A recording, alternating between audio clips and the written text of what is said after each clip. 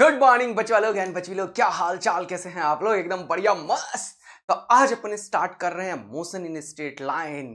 तो काइनेमेटिक्स का शुरुआत हो गया है, अपन खत्म कर चुके हैं vectors, basic maths, unit and dimension.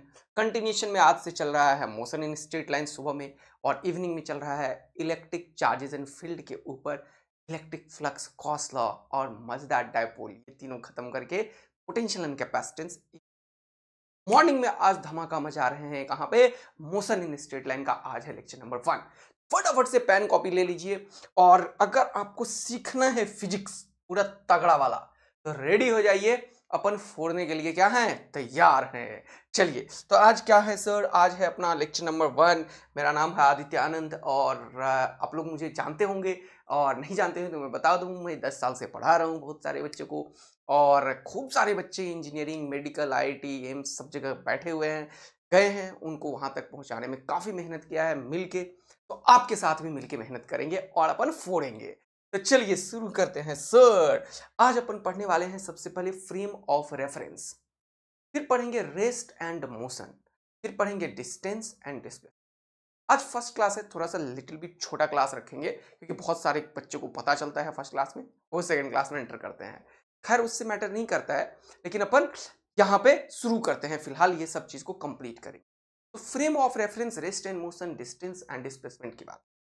सबसे पहले बात मैं करूंगा फ्रेम ऑफ रेफरेंस का। तो फ्रेम ऑफ रेफरेंस होता क्या है, इसके बारे में थोड़ा सा समझने की कोशिश करते हैं। ये क्या लिखा हुआ है सर? इसको छोड़ दो, क्या लिखा हुआ है? हटाओ इसको, हटा को, हटा हटा हटा हटा हटा हटा हटा हटा हटा हटा हटा हटा हटा हटा।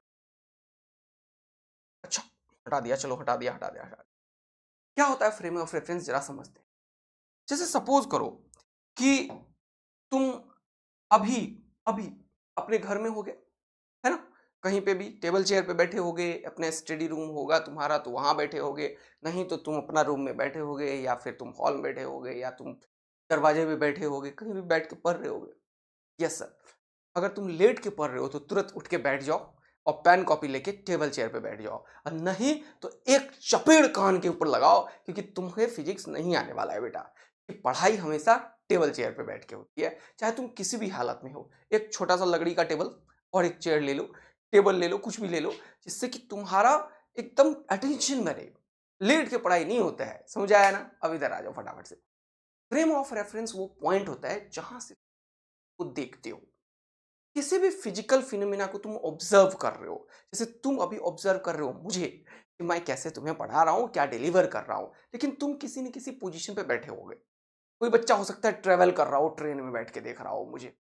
हाँ, हो सकता है, बहुत सारे बच्चे देखते हैं, मोबाइल होता है ऑन कर देते हैं, है कि नहीं? तो उसके लिए वो फ्रेम ऑफ रेफरेंस है। तो फ्रेम ऑफ रेफरेंस क्या होता है? जहां से तुम किसी चीज को देखते हो, वो पॉइंट जहां से तुम किसी को देखते हो, उसे हम क्या बोलते हैं? Frame of reference. Okay sir. वो फ्रेम ऑफ रेफरेंस कोई अर्थ से अटैच्ड सिस्टम हो सकता है, और कोई एक मूविंग बॉडी हो सकता है। लाइक तुम मुझे वीडियो देखते देखते तुम पहुंच गए घूमते घूमते, मान लो मॉल। तुम कुछ भी कर सकते हो कि तुम ऑनलाइन सिस्टम में हो। ये सबसे बड़ा वीकनेस ऑनलाइन सिस्टम का, बच्चों का डेडिकेशन नहीं होता है। समझ आया कि नहीं आया? जिस बच्चे ने ऑनलाइन सिस्टम में भी डेडिकेट कर दिया अपने आप को प्रॉपर कंस्ट्रक्टिवली, वो बहुत अच्छा लर्न करता है स्किल्स, वो अपना टाइम भी बचाता है। Okay, now the point is, हो सकता है तुम किसी लिफ्ट में हो। ओके, हम किसी लिफ्ट में हैं सर, मजा आया कि लिफ्ट में है, और लिफ्ट किसी ए एक्सेलरेशन से एक्सेलरेट कर रही है, और तुम यहाँ पे मोबाइल निकाल के मेरा लेक्चर देखना शुरू कर दिए। ओके सर, आदित्य सर का लेक्चर आने वाला है, चलो मोबाइल में देखना शुरू करते हैं। ओके, यहाँ पे मोबाइल में तुम देखना शुरू कर दिए, ठीक है। मोबाइल ए से एक्सेलरेट हो सकता है। हो सकता है तुम घर में बैठे हो, एक टेबल चेयर पे हो, किसी एक पॉइंट पे हो, पी पॉइंट पे बैठे हो, तो यहाँ पे तुम अर्थ से अटैच्ड बॉडी पे हो, ठीक है। ये भी एक फ्रेम ऑफ रेफरेंस हो सकता है तुम्हारा। Yes sir. दूसरा एक और हो सकता है कि तुम ट्रेन में ट्रेवल कर रहे थे, या फिर तुम कार में ट्रेवल कर रहे थे, या तुम बाइक में ट्रेवल कर रहे थे, या तुम बैलगाड़ी में चल रहे थे, ठीक है, लेकिन वो जो स्पीड है वो कांस्टेंट है। एक ये भी सिचुएशन अराइज हो सकता है। Yes sir. तो हमने 3-4 सिचुएशन अभी रेज कर दिया है।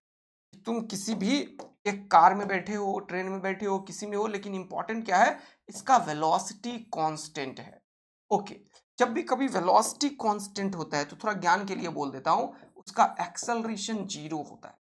यस, और तुम यहाँ पे बैठे हुए हो, सीट बना हुआ है तुम्हारे लिए, ओके, बहुत बढ़िया, बहुत सुंदर, बहुत मजेदार, और तुम्हारा पैर वैर है, और तुम्हारे हाथ में क्या है, मोबाइल फोन है, और तुम मुझे देख रहे हो, फिजिक्स पढ़ रहे हो तुम, ओके सर, ये हो सकता है। इन सारे फिजिकल सिचुएशन में क्या है आप देखो, इन सारे फिजिकल सिचुएशन में एक जगह वेलोसिटी कांस्टेंट है, एक्सेलरेशन जीरो है, एक जगह एक्सेलरेटेड फ्रेम है, एक जगह रुका हुआ है, रेस्ट पे है, ये क्या है, रेस्ट पे है। तो ये तीनों अलग अलग फ्रेम ऑफ रेफरेंस हो सकते, यानी कि फ्रेम ऑफ रेफरेंस वो होता है जहां से हम किसी चीज को देखते हैं।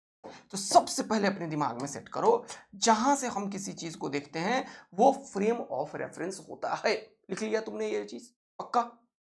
अब हम देख के करते क्या है, एक्चुअल में हम किसी फिजिकल फिनोमिना को ऑब्जर्व करते हैं।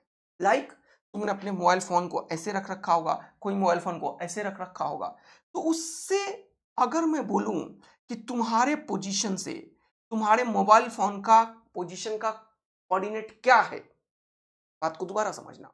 जैसे कि तुम टेबल चेयर पे बैठ रहे हो, यहाँ पे बैठे हुए हो तुम, मान लो, ओके, यहाँ पे तुम्हारा टेबल है, मान लो, और यहाँ पे क्या है, इसे बताओ, यहाँ पे टेबल पे तुम पढ़ रहे हो, हाँ सर, यहाँ पे तुम्हारा लैपटॉप है, कुछ भी है, और यहाँ पे तुम्हारा इस लैपटॉप में मैं दिख रहा हूँ तुम्हें, इस फ्रेम के रिस्पेक्ट में इस लैपटॉप का कोई पोजीशन होगा, हाँ सर, ये एक्स डिस्टेंस कवर किया होगा, ये वाई डिस्टेंस कवर किया होगा, ऐसे तुम बताओगे। यानी कि किसी भी फिजिकल फिनोमिना को ऑब्जर्व कर रहे हो तुम, तो इसके लिए तुम्हें एक बहुत इंपॉर्टेंट बात है, मैं पूछ सकता हूं इसका कोऑर्डिनेट क्या होगा, मैं पूछ सकता हूं तुम किस टाइम पे ये देख रहे हो, तो ऐसे फिजिकल क्वेश्चंस मैं तुमसे रेज कर सकता हूं। तो इसीलिए हमने डिफाइन किया है frame of reference. Frame of reference वो पॉइंट है जहां से हम किसी फिजिकल सिचुएशन, फिजिकल फिनोमिना को ऑब्जर्व कर सकते हैं। Okay, got it. अब ऑब्जर्व करके क्या पता कर सकते हैं, क्योंकि उसका कोऑर्डिनेट क्या हो सकता है, वो किस टाइम पे हो सकता है। इसीलिए हर एक फ्रेम ऑफ रेफरेंस के साथ हम एक सिस्टम ऑफ कोऑर्डिनेट अटैच करते हैं। We attach a coordinate system, we attach a clock, we attach a coordinate system in which we define origin। जब तक तुम origin नहीं डिफाइन करोगे तब तक तुम किसकी रेस्पेक्ट में किसी चीज को मेजर करोगे। तो एक फ्रेम ऑफ रेफरेंस के पास क्या क्या होना चाहिए, अब क्वेश्चन ये है। अब फ्रेम ऑफ रेफरेंस के पास सबसे इंपॉर्टेंट बात, एक कोऑर्डिनेट सिस्टम होना चाहिए। जैसे कि इसको तुम मेजर किए, तो यहां से एक्स में तुम ट्रेवल किए, क्या बहुत बढ़िया, यहां से वाई में तुम ट्रेवल किए, क्या बहुत बढ़िया, और यहां से जेड में भी तुम ट्रेवल कर सकते हो, बहुत बढ़िया। अगर तुमने एक कोऑर्डिनेट सिस्टम डिफाइन कर दिया, इसके साथ क्या किया तुमने, कोऑर्डिनेट सिस्टम डिफाइन कर दिया एक्स वाई जेड, तो उसके बाद तुम यहां पे क्या कर रहे हो, एक ओरिजिन भी डिफाइन कर रहे हो। इस चीज को समझना, क्या कर रहे हो तुम, एक ओरिजिन डिफाइन कर, क्या कर रहे हो तुम, एक ओरिजिन डिफाइन कर रहे हो कि यही कोऑर्डिनेट सिस्टम का ये जो जंक्शन मैंने बनाया है, तो तुम क्या बोलोगे, ओरिजिन बोलोगे। तो जब भी कोई फ्रेम ऑफ रेफरेंस हम बोलेंगे तब हम उनमें क्या क्या देखेंगे, एक कोऑर्डिनेट सिस्टम होना चाहिए। जरूरी नहीं है कि ये कार्डिजन कोऑर्डिनेट सिस्टम ही हो। एक्स वाई जेड जब होता है तो हम इसे बोलते हैं कार्डिजन कोऑर्डिनेट सिस्टम। ऐसे ऐसे बहुत सारे कोऑर्डिनेट सिस्टम होते हैं। पोलर कोऑर्डिनेट सिस्टम होता है, स्फेरिकल कोऑर्डिनेट सिस्टम होता है, सिलिंड्रिकल कोऑर्डिनेट सिस्टम होता है। लेकिन तुम लोग इतना नहीं पढ़ते हो, वो इंजीनियरिंग में, हायर इंजीनियरिंग में जाके हम पढ़ते हैं spherical and cylindrical coordinate system भी होता है। फिलहाल तुम कार्डिजन कोऑर्डिनेट सिस्टम ही तेरा काम हो जाता है। एक और कोऑर्डिनेट सिस्टम होता है पोलर, जिसमें रेडियस और एंगल पे करते हैं, वो वेक्टर वाला, रोटेशन वाला वेक्टर नहीं करते हैं, रेडियस को ऐसे मान लेते हैं और एंगल जो कि वेव वगैरह में अपन बताएंगे, फेजर वगैरह बताएंगे, तो वहां पे तुम्हें वो भी समझ आएगा। तो in a frame of reference we defined origin, we have a coordinate system, और हम एक क्लॉक अटैच करते हैं। ये फ्रेम ऑफ रेफरेंस दो तरीके का हो सकता है, एक होता है इनर्शियल फ्रेम ऑफ रेफरेंस, दूसरा होता है non inertial frame of reference. Inertial frame of reference वो है जिसका वेलोसिटी या तो जीरो है, पहला, या तो वेलोसिटी जीरो है, उसको हम इनिशियल फ्रेम ऑफ रेफरेंस बोलते हैं, या फिर वेलोसिटी कांस्टेंट है। यानी कि इंपॉर्टेंट वेलोसिटी नहीं है, इंपॉर्टेंट एक्सेलरेशन है। तुम रुके हुए हो तो भी एक्सेलरेशन जीरो है, और तुम कांस्टेंट वेलोसिटी से चल रहे हो तो भी एक्सेलरेशन 0 है, क्योंकि एक्सेलरेशन रहेगा तो वेलोसिटी चेंज होता है। अच्छा, यानी कि एक तरीके का कोऑर्डिनेट सिस्टम है इनर्शियल, जिसका एक्सेलरेशन 0 है, वेलोसिटी कांस्टेंट है, और दूसरा कोऑर्डिनेट सिस्टम है नॉन इनर्शियल, जिसका कुछ ना कुछ एक्सेलरेशन होगा, इसका कुछ ना कुछ एक्सेलरेशन होगा। इसका डिटेल एनालिसिस करेंगे कहां पे? न्यूटन्स लॉ में। दूसरा क्या है? नॉन इनर्शियल, जहां पे velocity is not equal to constant. अगर वेलोसिटी कांस्टेंट हो गया, acceleration is not equal to 0, there must be some non zero acceleration. उसको बोलते हैं non inertial frame of reference. इसको बोलते हैं इनर्शियल फ्रेम ऑफ रेफरेंस। और फ्रेम ऑफ रेफरेंस क्या होता है? जहां से तुम किसी चीज को देखते हो, एकदम याद कर लो, जहां से तुम किसी चीज को देखते हो उसे हम फ्रेम ऑफ रेफरेंस बोलते हैं। तो मैं क्या बोलूं? जहां से तुम देखते हो, जहां से तुम देखते हो। अब क्या देखते हो वो जानो, बोलो, आ गया। जहां से तुम देखते हो उसी को हम क्या बोलते हैं? Frame of reference. क्या बोलते हैं? Frame of reference. तो हमने सारा कुछ क्लियर कर दिया। अब इसको देखो क्या है ये। सबसे पहले फ्रेम ऑफ रेफरेंस क्या है देखो। Frame of reference from where observer will analyse the physical situation. क्या एनालाइज करता है ऑब्जर्वर? फिजिकल सिचुएशन को, कोई ना कोई फिजिकल सिचुएशन उसे कर रहा होता है। हम क्या देखते हैं? Analyse some physical phenomena, physical phenomena या फिजिकल सिचुएशन। ओके, तो जहां से तुम किसी फिजिकल सिचुएशन को देख रहे होते हो उसको क्या बोलते हैं? Frame of reference. ओके, तो हमने क्या किया? फ्रेम ऑफ रेफरेंस के पास क्या होना चाहिए? We attach a coordinate system to observer, that is called frame of reference. हम क्या करते हैं? यहां पे एक कोऑर्डिनेट सिस्टम डिफाइन करते हैं, उसके बाद हम एक ओरिजिन डिफाइन करते हैं, क्लॉक भी लगाते हैं। उसको भी देख लो फटाफट से। फिर हमने क्या किया? There are two types of frame of reference. एक हो गया इनर्शियल फ्रेम ऑफ रेफरेंस, दूसरा हो गया non inertial frame of reference. Inertial frame of reference कौन सा है? जिसका एक्सेलरेशन 0 है, और नॉन इनर्शियल जिसका एक्सेलरेशन नॉट इक्वल टू 0।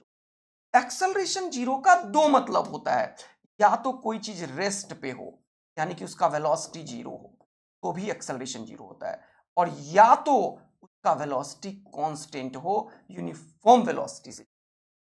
यानी कि जब भी कभी एक्सेलरेशन 0 होगा, इसका दो मतलब होगा मेरे दोस्त, का दो मतलब होगा मेरे दोस्त, या तो कोई चीज रेस्ट पे हो सकता है, और या तो कभी किसी का वेलोसिटी।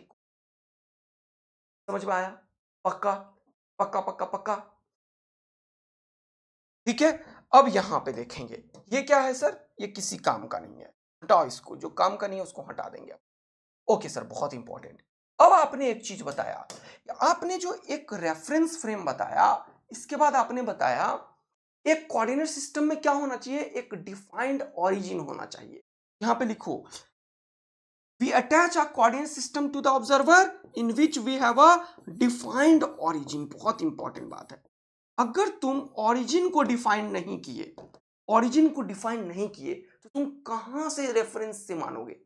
एक रेफरेंस पॉइंट हम कंसीडर करते हैं जहां से किसी चीज को हम देखते हैं। बहुत शानदार।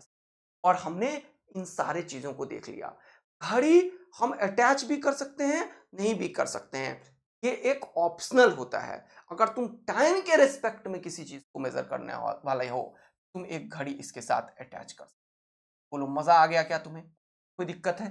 नहीं सर, समझ में आ गया frame of reference. Now the point is, position vector क्या होता है ये मैं ऑलरेडी पढ़ा दिया हूं कहां पे वेक्टर में, तो इसको 2 मिनट में कवर करते हैं।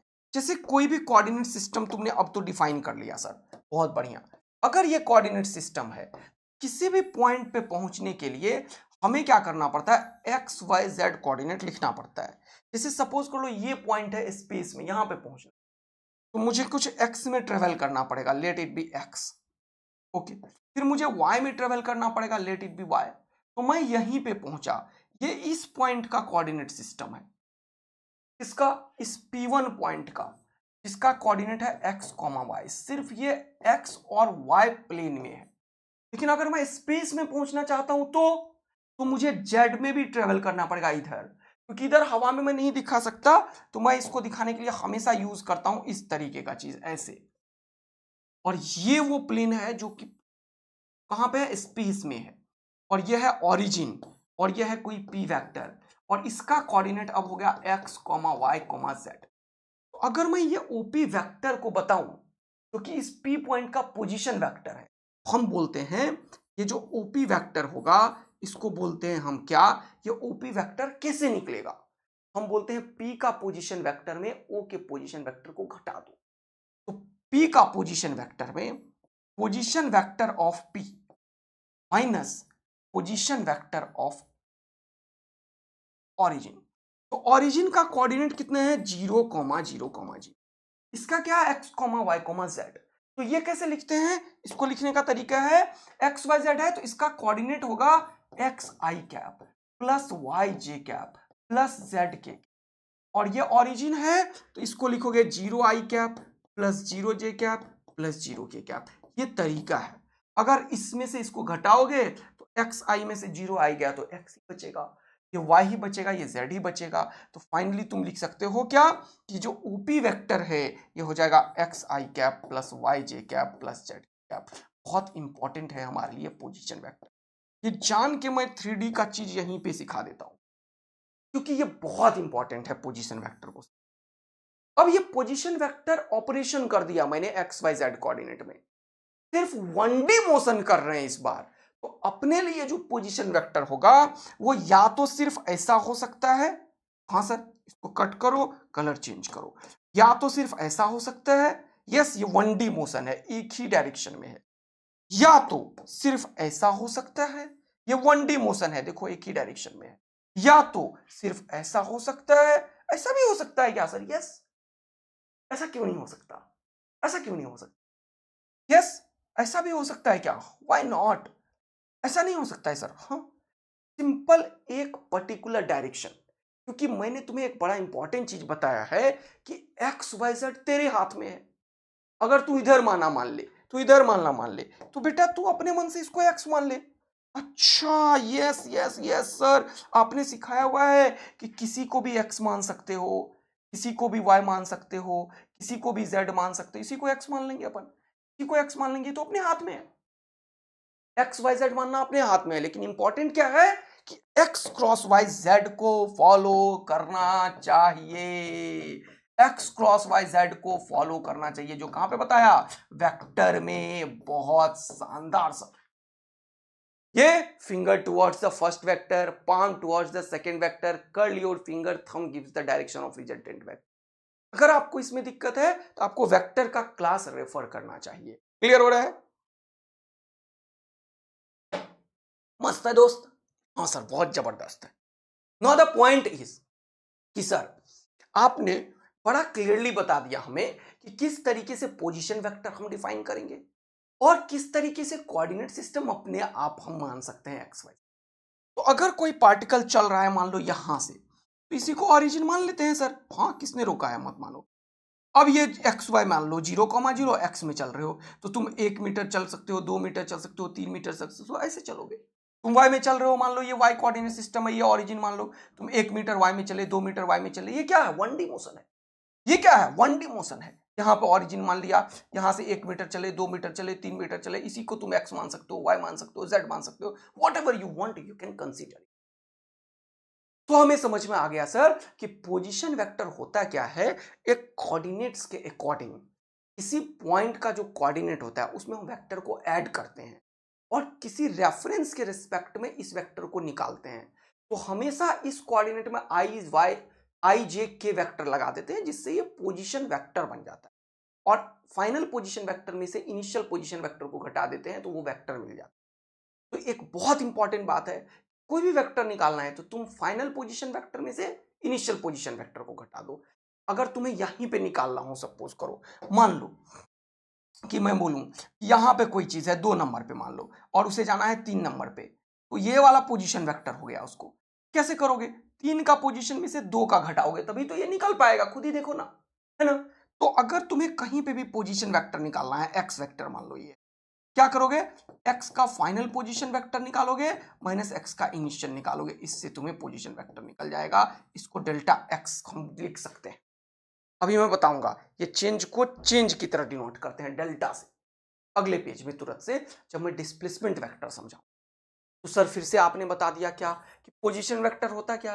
अ position vector is defined as a vector that symbolise either the position or the location of any given point with respect to any arbitrary reference point like origin।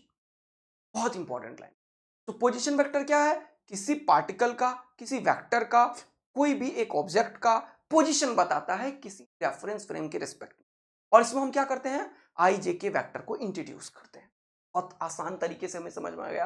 यानी कि position vector क्या करता है, किसी का position बताता है या लोकेशन बताता है with respect to any arbitrary reference point. जैसे ये ओरिजिन यहां पे मैंने लिया, कहीं तुम कुछ भी ले सकते हो। एंड ऑल्सो यहां पे देखो, the direction of the position vector always points from origin of, origin मतलब रेफरेंस पॉइंट जिसे तुमने माना, origin of that vector towards a given point. हमेशा ओरिजिन से लेके गिवन पॉइंट तक वेक्टर जाएगा।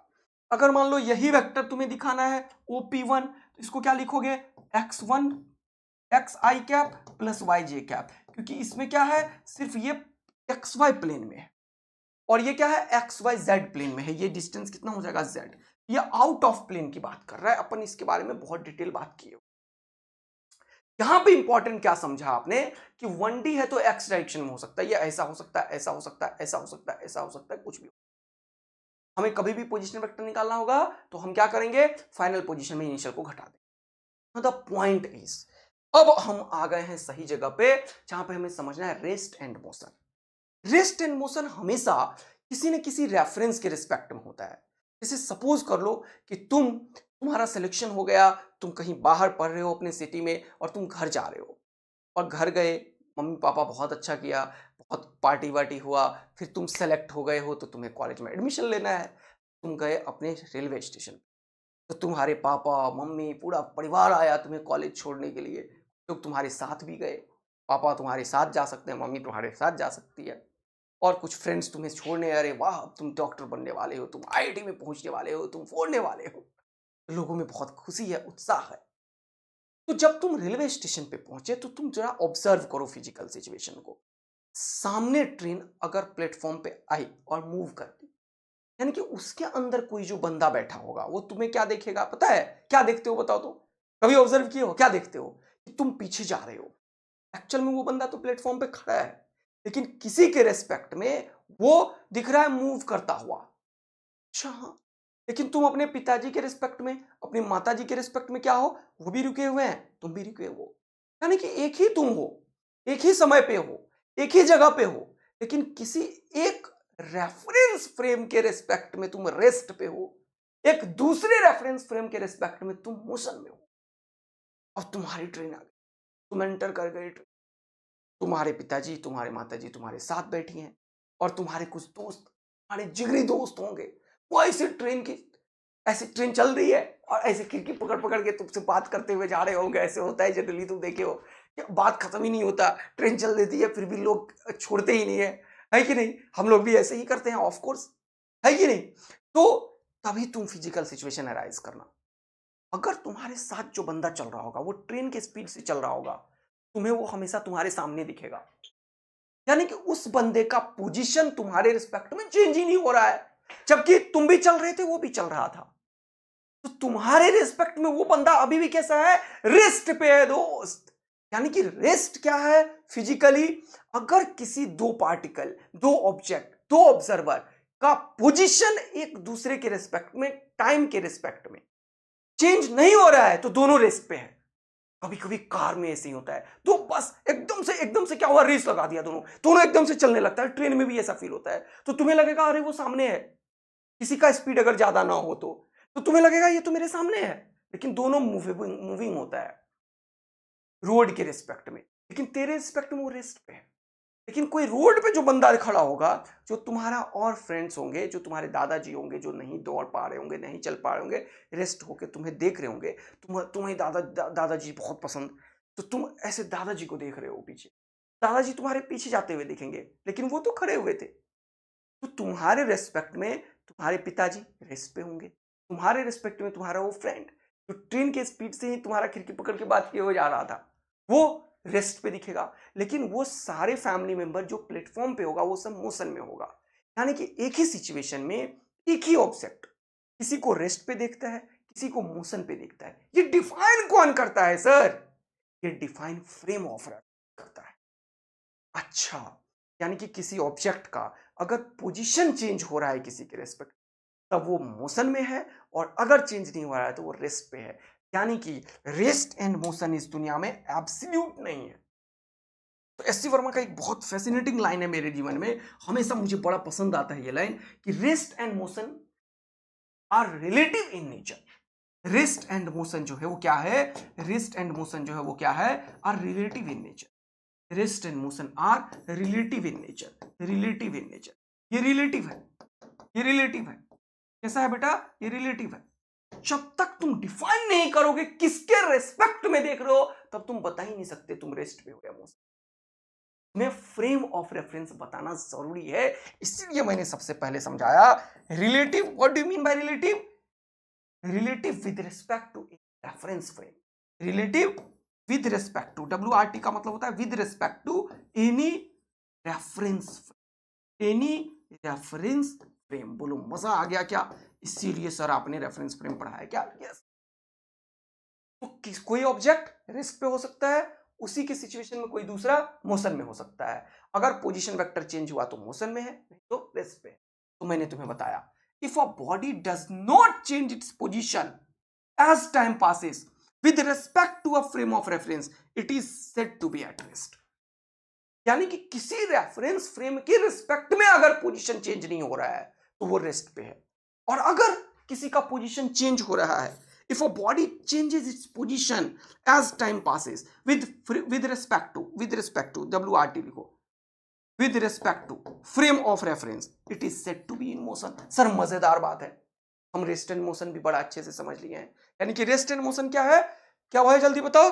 कि कोई एक ऑब्जेक्ट जो है वो किसी के रिस्पेक्ट में रेस्ट पे हो सकता है और किसी दूसरे के रिस्पेक्ट में मोशन में हो सकता है, एक सिंगल ऑब्जेक्ट एक सिंगल टाइम पे। इसीलिए फ्रेम ऑफ रेफरेंस बहुत इंपॉर्टेंट था।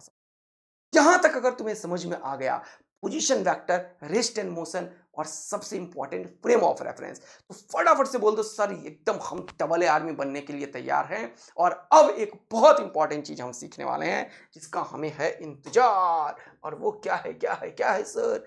वो है आपका डिस्टेंस। बोलो, एकदम मजेदार चीज चल रहा है। Yes sir. तो थोड़ा सा इसको ऑपरेशन करते हैं अपन, डिस्टेंस एंड डिस्प्लेसमेंट का क्या करते हैं? ऑपरेशन करते हैं। तो चलिए आ जाइए। तुम्हें पता है डिस्टेंस क्या होता है? जैसे सपोज कर लो तुम यहां से चलना शुरू किए, ये ऑरिजिन है मान लो, ये ऑरिजिन है XYZ मान लो, ऐसा ये ऑरिजिन है 0,0। ओके, तुम चले, कितना चले जल्दी से बताओ? तुम इधर चले 2 मीटर, फिर इधर चले 3 मीटर, ठीक है? देखो इधर, इधर चले 3 मीटर, फिर इधर चले, जल्दी बताओ कितना? जल्दी बता, जल्दी बताओ। 2 मीटर, कितना चले? 2 मीटर। तुम पहुंच गए यहां पे, तुम चले ऑरिजिन से, यहां से यहां तक आए, ए तक, फिर गए बी तक, फिर आए सी तक।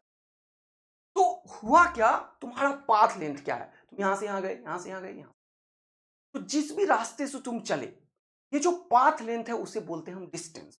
तो डिस्टेंस होता क्या है? Physical distance covered by the particle और ऑब्जेक्ट, कुछ भी बोल सकते हो, या फिर अ पर्सन। ये जो फिजिकल डिस्टेंस तुमने कवर किया है तो एक्चुअल में पाथ लेंथ है, उसे हम क्या बोलते हैं? डिस्टेंस। तो डिस्टेंस क्या है? Simply the actual path length, the total path length. तो डिस्टेंस है क्या एक्चुअल में? डिस्टेंस अगर मैं बोलूं बताओ डिस्टेंस कितना है, तो तुम क्या निकालोगे? Total path length. क्या निकालोगे? Total path length. कितना दूरी तुमने तय किया, कितना किया जल्दी बताओ? ये 2, ये 3। तो तुम्हें क्या निकालना पड़ेगा जल्दी से बताओ? तुम्हें ये निकालना पड़ेगा, ये वाला, ये फिर ये फिर ये। तुम्हें कोई मतलब नहीं है डायरेक्शन में, तुम्हें कोई मतलब नहीं है कैसे गया, नहीं। कितना हुआ? 2 मीटर। हाँ सर। फिर ये 3 मीटर प्लस 2 मीटर, तो लिखो 2 मीटर प्लस 3 मीटर प्लस 2। ये कितना हो गया, 2 2 4 3 7 मीटर। ये क्या हो गया, distance covered by the particle. यानी कि डिस्टेंस क्या है, जरा सा इसको समझा दो सर। यस, तो डिस्टेंस क्या है, जल्दी से समझने की कोशिश करते हैं। डिस्टेंस है हमारे लिए, it is the actual length of the path covered by a moving particle in a given interval of time.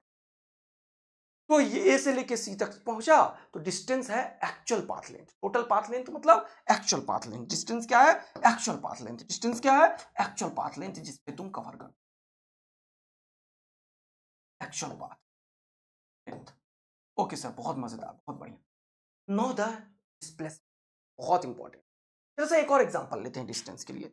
Suppose करो तुम यहां से चले, ये कोई कोऑर्डिनेट सिस्टम था, ओके, और तुम इस बार कहां पे चले, तुम सर्कल में चले, सर्कल में। मान लो यहां से चले और यहां पे आ गए।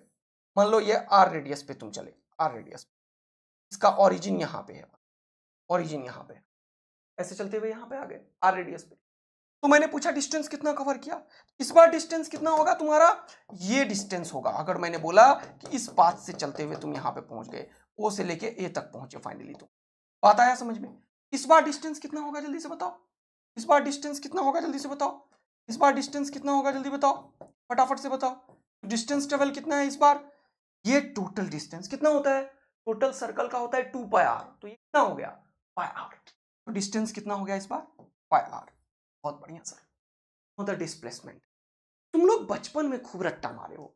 Displacement is the shortest distance between initial and final position.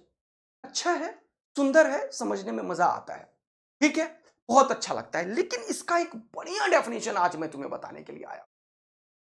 तुम डिस्प्लेसमेंट का जो डेफिनेशन अभी तक पढ़ के आए हो, वो क्या पढ़ के आए हो, जरा सा समझना। Displacement is the change in the position vector. अरे नहीं नहीं नहीं नहीं नहीं, तुम पढ़ के आए हो shortest distance between initial and final position is called displacement. यानी कि अगर मैं इस सिचुएशन में तुमसे पूछता, बताओ मेरे दोस्त डिस्प्लेसमेंट क्या है, तो तुम बोलो सर इनिशियल क्या है ये, फाइनल क्या है ये, मिला दो सर, ये निकालो, ये कैसे निकलेगा, जरा बताना, जरा बताना कैसे निकलेगा। तो डिस्प्लेसमेंट अगर मैं इस क्वेश्चन में तुमसे पूछता, तो तुम क्या बोलते, ओ से लेके पी, ओ से लेके सी, ये ओसी इज द डिस्प्लेसमेंट। अगर मैं पूछता कि डिस्प्लेसमेंट बताओ मेरे, तो तुम क्या बोलते, ये ओसी, शॉर्टेस्ट डिस्टेंस। तुम ये रट्टा मार के आए हो, क्या रट्टा मार के आए हो, जल्दी बताओ। Shortest distance between initial and final, shortest distance between initial and final position, initial and final position. लेकिन ये बचपन वाला खेल है, अब कहानी चेंज हो गई। अब तुम्हें थोड़ा तगड़ा गेम करना पड़ेगा, थोड़ा अच्छा चीज सीखना पड़ेगा, थोड़ा बेहतर सीखना पड़ेगा।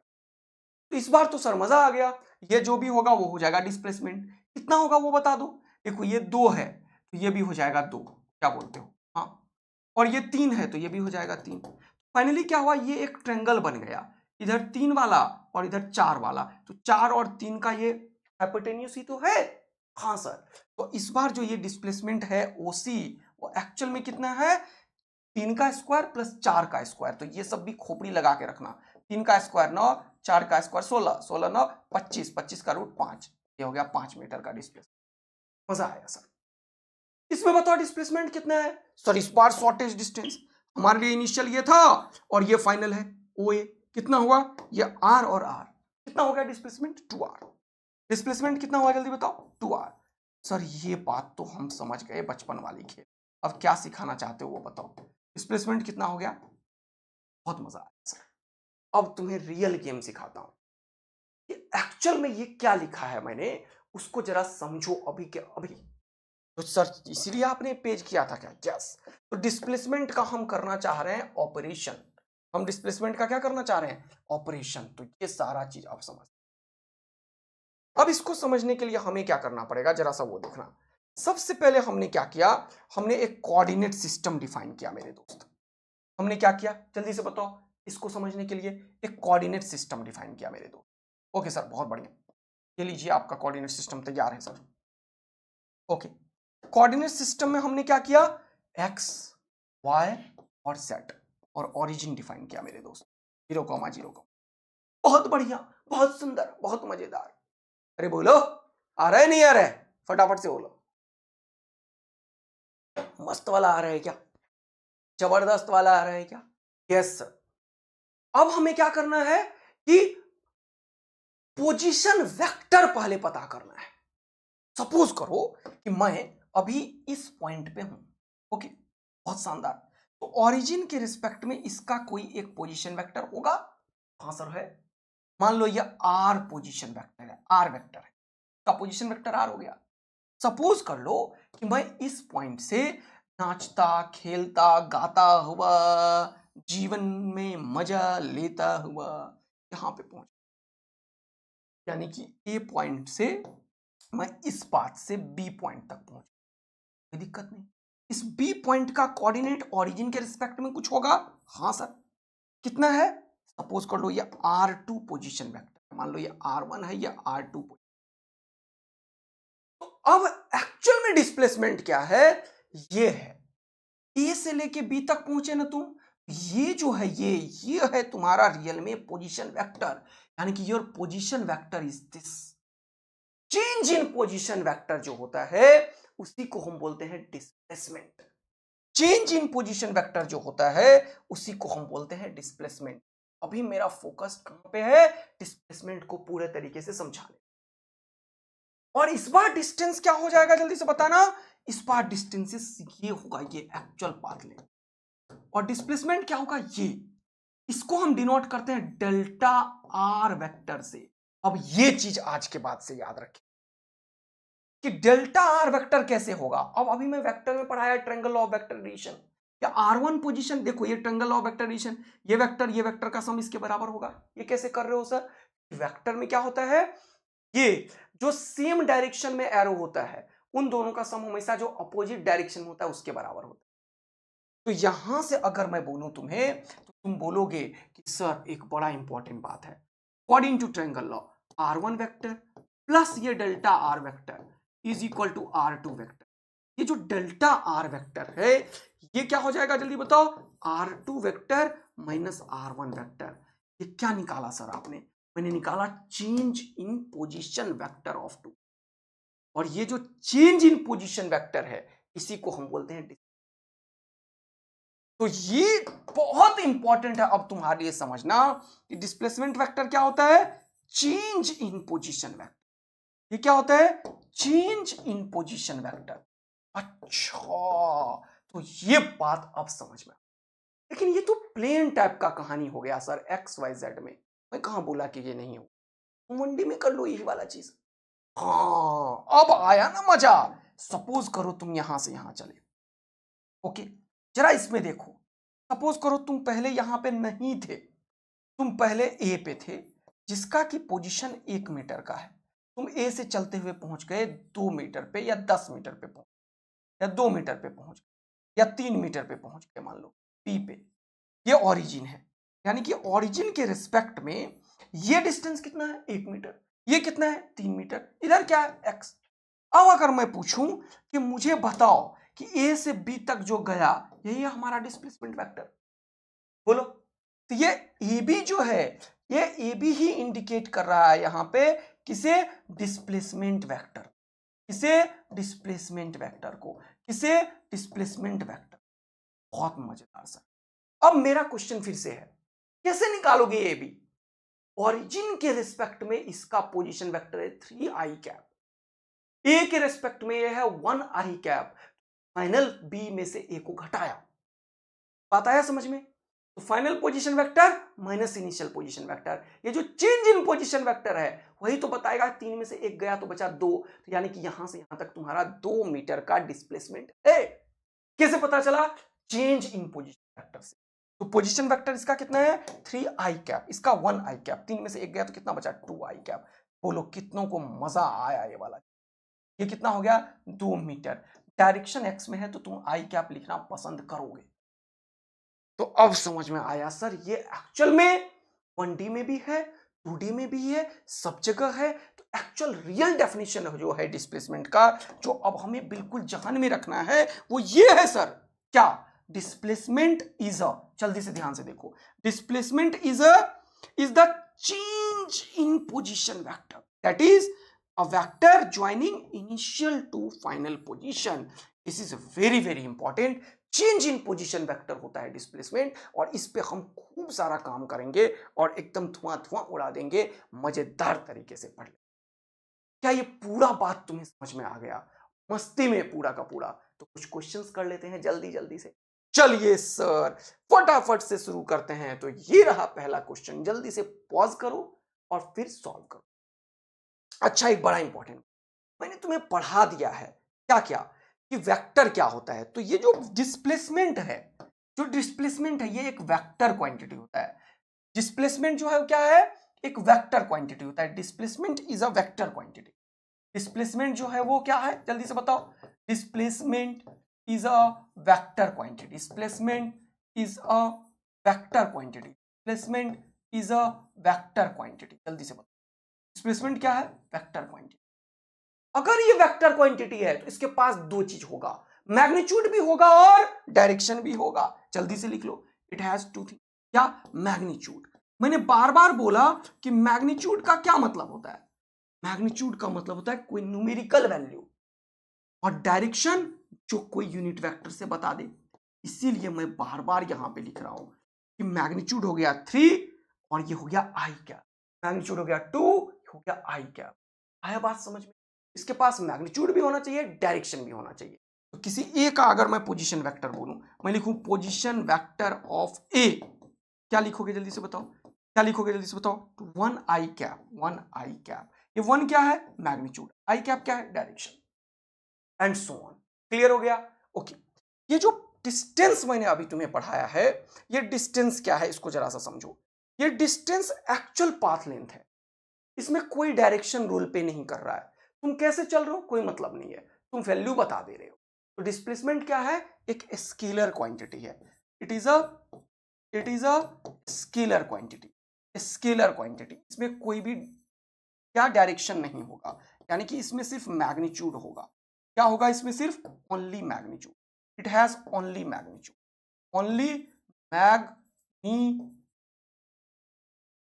इसमें सिर्फ मैग्नीट्यूड होगा, डायरेक्शन नहीं होगा। क्लियर है दोस्त? अब बात को आगे बढ़ाते हैं जल्दी से। अब कुछ क्वेश्चन देखो फटाफट से। ये वाला क्वेश्चन को पढ़ते हैं। बोला which of the following statement is incorrect. Incorrect है। बोल रहा है path length is a scalar quantity. सही बात है। पाथ लेंथ जो होता है वो क्या होता है? कोई भी पाथ कर सकते हो, डायरेक्शन से मतलब नहीं है। Whereas displacement is a vector quantity. सही लाइन है ये, लेकिन ये इनकरेक्ट पूछा है, गलती मत करना। बोल रहा है the magnitude of displacement is always equal to the path length. अब ये बड़ा खतरनाक चीज बोला, displacement is always equal to path length. क्या अभी जो तुमने किया था यहां पे, ये इसका मैग्नीट्यूड 2r था और ये पाई r था, क्या दोनों सेम था? नहीं sir, magnitude of the displacement 2r है जबकि पाथ लेंथ पाई r है। क्या दोनों बराबर है? नहीं। ये बोल रहा है magnitude of the displacement is always equal to, गलत बोल रहा है, path length traversed by an object over a given time interval. ये ऑलवेज के चलते गलत है। एक शर्त पे ये सही हो जाएगा। कैसे? जब पार्टिकल बिल्कुल सीधा सीधा चले, यहां से यहां तक चले। देखो, अगर पार्टिकल यहां से यहां तक चले, ए से लेकर तक बी तक चले, क्या हुआ? तुम्हें ये डिस्टेंस कवर किया, तुम्हारा डिस्प्लेसमेंट भी यही है और पाथ लेंथ भी यही है। जब बॉडी 1D में स्ट्रेट लाइन में चलता है, सीधा सीधा चलता है, तब मैग्नीट्यूड ऑफ डिस्प्लेसमेंट और डिस्टेंस दोनों बराबर हो। और तगड़ा ज्ञान यहां से आता है। क्या सर? क्या क्या क्या क्या क्या? Magnitude of the displacement is equal to the distance. ये एक ही शर्त पे होता है, जब बॉडी स्ट्रेट लाइन में चले, सीधा सीधा चले, वापस ना आए। अगर बॉडी वापस आ गया, फॉर एग्जाम्पल बॉडी चला यहां से, बी तक गया और वापस यहां आ गया, ऐसे केस में क्या हुआ? ये गया, मान लो एक 2 मीटर गया और 1 मीटर वापस आया, तो डिस्प्लेसमेंट ये है मेरे दोस्त 1 मीटर, लेकिन डिस्टेंस कितना है? जल्दी बताओ। ये 1 मीटर, 2 मीटर, 3 मीटर, ये है डिस्प्लेसमेंट। लेकिन ये है डिस्प्लेसमेंट, लेकिन ये है डिस्टेंस, इसमें भी बराबर नहीं होगा। यानी कि अगर 1D में पार्टिकल गया और यू टर्न से, बहुत इंपॉर्टेंट फिजिक्स है, इधर देखो, यू टर्न से वापस आ गया तो भी डिस्टेंस और डिस्प्लेसमेंट बराबर नहीं होगा मैग्नीट्यूड वाइज भी। यानी कि ध्यान रखना, अगर कोई सीधा बोलता है in 1D magnitude of the displacement is equal to distance, गलत लाइन है। In 1D motion magnitude of the displacement is, जल्दी बताओ जल्दी बताओ, ऑलवेज लेसर देन और equal to the displacement. Equal to इस केस में होगा और लेसर देन इस केस में होगा। देखो मजा आया तुम्हें? तो ये क्या होता है, मैग्नीट्यूड ऑफ द डिस्प्लेसमेंट हमेशा या तो छोटा होगा या तो बराबर होगा। कहां पे? 1D मोशन में। This is one of the most important. अच्छा सर, बहुत शानदार चीज। तो एक बहुत इंपॉर्टेंट लाइन है, कभी कोई बोल देता है कि in 1D motion distance is equal to displacement, गलत लाइन है, गलत लाइन है। डिस्प्लेसमेंट एक वेक्टर क्वांटिटी है और डिस्टेंस एक स्केलर क्वांटिटी है, दोनों कभी बराबर हो ही नहीं सकता। Vector quantity cannot be equal to a scalar quantity. लिख लो ये वाला लाइन, लिख लो, vector quantity cannot be equal to a scalar quantity. क्या होगा? इसलिए मैग्नीट्यूड लगा के इसे स्केलर में कन्वर्ट करना पड़ेगा। हमें क्या लिखना पड़ेगा? Magnitude of the displacement is equal to distance when particle is moving in a straight line A to B on without any U turn. तभी यह चीज संभव है कि magnitude of the displacement and distance दोनों बराबर। मजा आ गया तो जल्दी से बता दो सर, हम 4 रहे हैं और हम AA आर्मी बन चुके हैं सर, तगड़ा वाला। बोलो सर, ये भी बात समझ में आए, ऑलवेज के चक्कर में ये गलत हो गया। अगला, the displacement depends only on the end point. सही बात है, where path length depends on the actual path followed. ये सही लाइन है। बोला the path length is always positive. Yes, path length कभी नेगेटिव नहीं होता है, लेकिन डिस्प्लेसमेंट पॉजिटिव, नेगेटिव, जीरो सब हो सकता है। जैसे कि मान लो यहां से तुम चले और यहीं से घूम के यहीं पे आ गए, तो डिस्प्लेसमेंट कितना है इस केस में? डिस्प्लेसमेंट 0 है, क्योंकि तुम्हारा चेंज इन पोजीशन वेक्टर कुछ हुआ ही नहीं। लेकिन पाथ लेंथ हमेशा पॉजिटिव है। ये इसको तुम सम करोगे, मान लो यहां पे नहीं रुक के तुम इधर चले गए, तो पाथ लेंथ कितना हो गया? ये सब ऐड होगा, लेकिन डिस्प्लेसमेंट कितना हो गया? -1 मीटर। तो डिस्प्लेसमेंट पॉजिटिव, नेगेटिव, जीरो सब हो सकता है, लेकिन डिस्टेंस ओनली पॉजिटिव होगा। तो ये वाला लाइन भी बिल्कुल सही है। तो पूछा इनकरेक्ट कौन है, तो ये इनकरेक्ट निकला, इसीलिए हमारे लिए ये करेक्ट है। देखो एक क्वेश्चन में पूरा का पूरा फिजिक्स का एकदम ऑपरेशन कर डाला है। तो यहां से हमने क्या सीखा है, इसको जरा सा यहां पे कवर अप करो। तो हमने क्या सीखा है, जल्दी से देखो। ये जो है डिस्प्लेसमेंट, ये एक वेक्टर क्वांटिटी है, इसमें मैग्नीट्यूड है, डायरेक्शन है। डिस्प्लेसमेंट पॉजिटिव, नेगेटिव, जीरो कुछ भी हो सकता है। इसको भी मेंशन करो यहां पे जल्दी से। Displacement can be positive, displacement may be positive, negative और जीरो, नेगेटिव और जीरो, ये कुछ भी हो सकता है। यस, और in 1D motion distance is equal to displacement, गलत, डिस्प्लेसमेंट का मैग्नीट्यूड। ये सिर्फ एक टाइम पे जब वो सीधा सीधा चलता है, अदरवाइज हमेशा याद रखेंगे आप लोग कि डिस्प्लेसमेंट का जो मैग्नीट्यूड है वो हमेशा छोटा होगा। यानी कि बड़ा कौन होगा? डिस्टेंस। यानी कि डिस्टेंस जो होगा वो हमेशा बड़ा होगा या बराबर होगा मैग्नीट्यूड ऑफ द डिस्प्लेसमेंट। बहुत इंपॉर्टेंट। यहां से एक और चीज हमने सीखा, ये जो डिस्टेंस है ये हमेशा क्या है? एक पॉजिटिव क्वांटिटी है। Distance is always positive. यहां से दूसरा पॉइंट क्या हमने सीखा? Distance is always positive. ये सारा चीज हमेशा जहन में बैठना, ऑलवेज पॉजिटिव। अरे वाह सर, क्या बात है, बहुत शानदार। अगला क्वेश्चन देखिए, बोल रहा है numerical ratio of distance to displacement. अभी क्या बताया मैंने, ये रहा डिस्टेंस, ओके, और ये रहा डिस्प्लेसमेंट, ये रहा डिस्प्लेसमेंट। तो डिस्प्लेसमेंट का मैग्नीट्यूड देखो ध्यान से, तो बोल रहा है न्यूमेरिकल रेशियो मतलब मैग्नीट्यूड। न्यूमेरिकल का मतलब ही होता है मैग्नीट्यूड, न्यूमेरिकल का मतलब ही होता है मैग्नीट्यूड। बोलो हाँ है ना? तो क्या हो गया जल्दी से, ये डिस्टेंस और डिस्प्लेसमेंट का रेशियो, यहां पे है डिस्ट और यहां पे है डिस्प, ओके। तो ये मैग्नीट्यूड ही पूछा है, और डिस्टेंस ऑलवेज पॉजिटिव है, तो मैग्नीट्यूड लिखो नहीं लिखो कोई फर्क नहीं पड़ता। ये हमेशा ग्रेटर देन इक्वल टू। तो बोला ऑलवेज इक्वल टू 1, गलत। ऑलवेज लेस देन 1, गलत। Always greater than 1, yes. Greater than और इक्वल टू, ये गलत हो गया। ऑलवेज ग्रेटर नहीं होगा, इक्वल टू और मोर देन 1, ये सही है। यानी कि अगर डिस्टेंस ऊपर लिखा है तो ग्रेटर देन होगा, याद रखना। इसको पलट देगा तो लेस देन हो जाएगा। अगर कोई पूछता कि डिस्प्लेसमेंट और डिस्टेंस, तो ये लेस देन 1 होता। अगर कोई पूछता डिस्प्लेसमेंट का मैग्नीट्यूड और डिस्टेंस, तो ये लेस देन 1 होता। बोलो मजा आ गया क्या? Yes sir. चलिए अगला क्वेश्चन। बोल रहा है which of the following statement is incorrect. तो एक बार इसको सॉल्व करो ना, थोड़ा सा क्वेश्चन अब तुम लोग थ्योरी वाले, लेकिन अब तुम्हें मजेदार तरीके से क्वेश्चन करवा। देखो, a man goes 10 metre towards north. ये क्वेश्चन मैंने तुम्हारे लिए इसलिए लिया है ताकि तुम्हें ईस्ट वेस्ट नॉर्थ साउथ तुम्हें पूरा पता चलते रहे। तो देखो, ये क्या है? ईस्ट है। ये क्या है? वेस्ट है। ये क्या है? नॉर्थ है। ये क्या है? साउथ है। हमेशा याद रखना, ईस्ट वेस्ट नॉर्थ साउथ। तो हमेशा नॉर्थ साउथ ईस्ट वेस्ट तरीके से पूरा याद रखना। बोला man goes 10 metre towards north, तो 10 मीटर भेज दो इसको। 10 मीटर चला गया सर, ओके। 10 मीटर नॉर्थ में गया। 20 मीटर टुवर्ड्स ईस्ट, ईस्ट इधर है तो इधर चला गया 20 मीटर।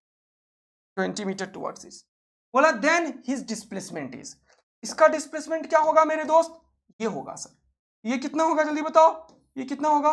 √10 का स्क्वायर प्लस 20 का स्क्वायर। 20 का स्क्वायर कितना हो गया? 400। ये कितना हो गया? 500। तो ये कितना हो गया? √500। कितना हो गया? 10√5। बोलो हाँ है ना? तो ये क्या पूछा यार? ये क्या पूछा? तो ये 22 के आसपास होगा, क्योंकि √5 जो है वो 2.2 के आसपास होगा। 10 × 2.2 ले लो, ये हो जाएगा 22 के आसपास। ये लगभग लगभग बोल रहा हूँ, 22 मीटर के आसपास होगा। 22 मीटर के आसपास यही आंसर है और कोई नहीं। बोलो मजा आ रहा है तुम लोगों को? सीखते जा रहे हो? चलो एक और क्वेश्चन करते हैं सॉल्व फटाफट से। ओके सर, बहुत बढ़िया। 2-3 क्वेश्चन होमवर्क दूंगा, वो सॉल्व करना है तुम लोगों को। यस सर, हम फोड़ डालेंगे, फाड़ डालेंगे, तोड़ डालेंगे, ताड़ डालेंगे। एक क्वेश्चन ये वाला देखते हैं। बोल रहा a wheel of radius 1 metre rolls forward half a revolution. ये क्वेश्चन ना तुम लोग होमवर्क करना, ये होमवर्क करना। कल खूब सारे क्वेश्चंस करेंगे। ये एक तगड़ा क्वेश्चन होमवर्क दिया हूं, ये एक तगड़ा क्वेश्चन होमवर्क दिया हूं। तुम लोगों से नहीं होगा, टेंशन मत लेना। ये तगड़ा क्वेश्चन होमवर्क दिया हूं, तुम लोगों से नहीं होगा, टेंशन मत लेना। ये तगड़ा क्वेश्चन होमवर्क दिया हूं, तुम लोगों से नहीं होगा, होमवर्क लेना।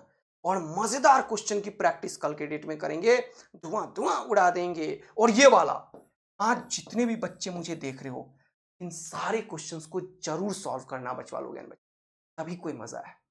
और ये सारे क्वेश्चंस का अपन सॉल्यूशन करेंगे कल। सारे होमवर्क क्वेश्चन आप लोग अटेम्प्ट करेंगे और कल स्टार्ट करेंगे average velocity and average acceleration. लेकिन उससे पहले 10 क्वेश्चन होमवर्क करेंगे। Thank you, love you, bye bye बच्चा लोग। और यार अगर तुम्हें ये लेक्चर बहुत मजेदार है तो कमेंट करके जल्दी से बता दो सर मस्त मजा आया।